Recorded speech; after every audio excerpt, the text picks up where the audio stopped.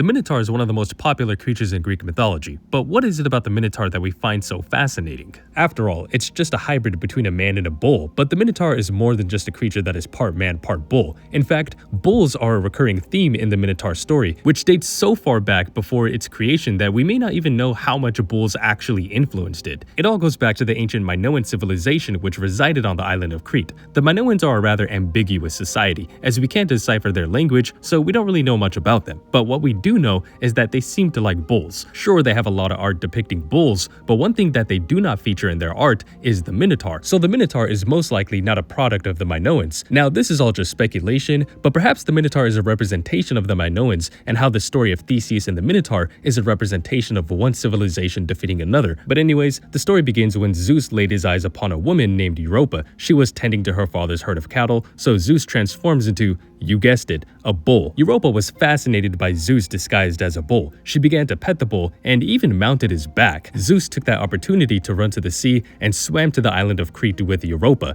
Zeus just can't control himself, so he reveals his identity to her, and would you look at that, Europa now has 3 sons, Minos, Rhadamanthus, and Sarpedon. Eventually, Zeus leaves. Europa meets King Asterion of Crete, where he takes her as his wife and welcomes her sons into his family. The king was unable to produce any biological male heirs. Therefore, amongst the trio of brothers, one of them would become the next king of Crete. To demonstrate his legitimacy, Minos claimed whatever he prayed for, the gods would bring about. So he prayed to Poseidon for a bull to appear from the depths of the sea, and he promised he would sacrifice the bull upon its appearance. Poseidon responded by sending him a magnificent snow-white bull, which came to be known as the Cretan bull. The Cretan bull was no ordinary bull. This was a bull in the top percentile of bulls, but this wasn't a one-way street. Poseidon expected Minos to slaughter the bull afterwards. Minos did end up becoming the next heir because of the bull, but would you look at that, he goes back on his word. All Minos had to do is sacrifice the Cretan bull, but he's just so enamored by this bull that it would be a shame to slaughter it. Instead, he lets the bull join his herd and substitute it for an inferior bull, for which he then slaughters. But that doesn't please Poseidon.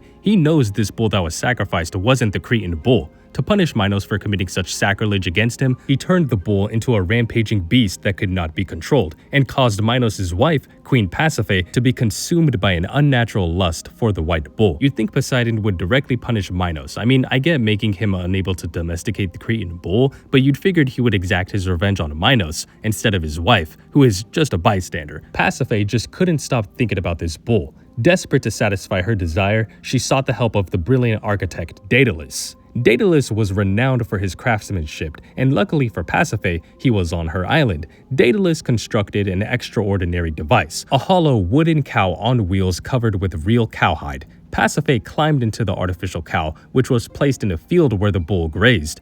Through this deception, the union between Pasiphae and the bull was accomplished. From this unnatural coupling, a monstrous child was conceived, and 9 months later, the creature born from Pasiphae was a hybrid creature between man and bull. In some accounts, this creature is called Asterion, but it became more widely known as the Minotaur, meaning bull of Minos. Now, there are a lot of depictions of the Minotaur. Some give it the head and legs of a bull and the torso of a human, while others straight up just make it a bipedal bull. But from Pseudo-Apollodorus and ancient Greek depictions, it has the head of a bull while the rest of its body is human. Pseudo-Apollodorus even says while it has the head of a bull, it is otherwise human. This begs the question, is the Minotaur capable of possessing human-level intelligence? If the Minotaur were to live a normal life as it could with a bull's head, would it be capable of having knowledge equal to that of an average human? Ancient Greeks believed the liver housed the soul and intelligence, so if the Minotaur is otherwise human, it stands to reason it possesses a liver and must have a soul and intelligence. But hey, maybe I'm just looking into it too much. Anyways, the Minotaur is an unholy abomination. According to some accounts, King Minos consulted an oracle to see what he should do about the Minotaur, and the oracle instructed him to confine the Minotaur in an underground labyrinth. King Minos then instructed Daedalus to build this elaborate subterranean prison. Many centuries later, archaeologists excavating the Palace of Knossos, which resides on the island of Crete, noted its vast and complicated layout, with multiple courts, corridors, and staircases. Some scholars suggested this very palace may have contributed to Greek stories about the Minotaur and the Labyrinth. What's even more interesting is that the earliest texts mentioning this myth don't even mention the Minotaur, nor Daedalus building it to imprison someone. Instead, it is mentioned he built it as a dancing ground for Ariadne. It's unclear if these are two separate constructs, but some scholars theorize Ariadne once was a great goddess of Crete, known as the mistress of the Labyrinth. It's even possible before the Labyrinth was associated with the Minotaur, it was associated with Ariadne, maybe even before the Minotaur existed. But the story continues with King Minos' son, Prince Androgeus. The prince was a talented athlete, and he wanted to participate in the Panathenaic Games, which was held in Athens, a series of games and religious ceremonies to pay tribute to the goddess Athena. During his visit to Athens, Androgeus was murdered, but accounts of his death vary. Some say King Aegeus orchestrated his assassination, others say competitors killed him out of jealousy, and others say he was trampled by a mad bull. Whatever the case was, King Minos was upset when he heard the news. He demanded the perpetrators' deaths, but apparently nobody knew who was the mastermind behind it all. Therefore, Minos waged war against Athens, but to no avail, he was unable to destroy the city. So Minos does what he does best and prayed to his father Zeus that Athens must be punished for their crime. Zeus obliged and struck the city with famine and pestilence. The Athenians had no choice but to consult an oracle and were told to give Minos whatever he wanted in order to end the conflict. Minos imposed a harsh condition. As punishment, Athens were required to send tribute to Crete, but the form of payment would be through 7 young boys and 7 young girls, and Athens were to send them every 1, 7, or 9 years depending on the source. These unfortunate youths were delivered to the Labyrinth and abandoned there, to where they would be devoured by the Minotaur. And this is where Theseus, the hero of the story, takes center stage.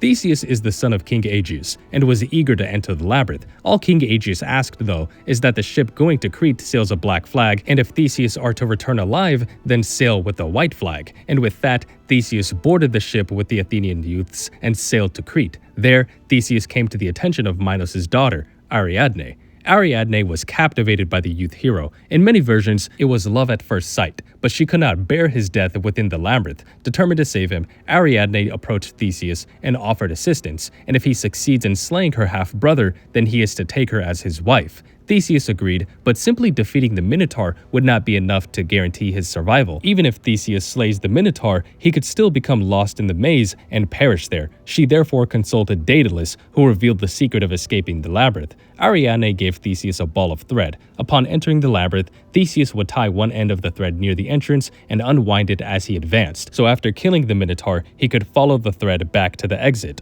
When Theseus entered the Labyrinth, he eventually encountered the Minotaur. Different sources describe the battle differently. Some say Theseus carried a sword, others claim he fought with his bare hands. I choose to accept he gave the Minotaur the hands because that's more metal. Regardless of the details, Theseus kills the Minotaur and makes his way out of the Labyrinth. Together with Ariadne, her younger sister Phaedra, and the Athenian youths, they fled from Crete. So what happened next? Well, this is Greek mythology, so nothing is 100% concrete. Either Minos imprisoned Daedalus for assisting Theseus and Ariadne, or he imprisoned him upon completion of the Labyrinth because only Daedalus knew the secret to getting out of it. But we do know that Theseus and Ariadne stopped on the island of Naxos on their way home. Theseus got bored with her, so he abandoned her on said island where he continued his journey. If you ask me, he's kind of a jerk for that, but Ariadne ended up marrying Dionysus, one of the 12 Olympians, so I guess she dodged a bullet. As for Theseus, upon returning home, he forgot to change his black sail to a white sail, so upon seeing the black sail, King Aegeon was overcome with grief. He couldn't stomach the thought that his son was dead, so he jumped from the cliff and into the sea. The sea he plunged into is called the Aegean Sea, and this part of the myth is supposed to explain why that sea is called that to this very day. If you ask me, I find it hard to believe he forgot to change his sail. He's the next in line to become king of Athens, and it just so happens that he forgot to change his sail to a white flag.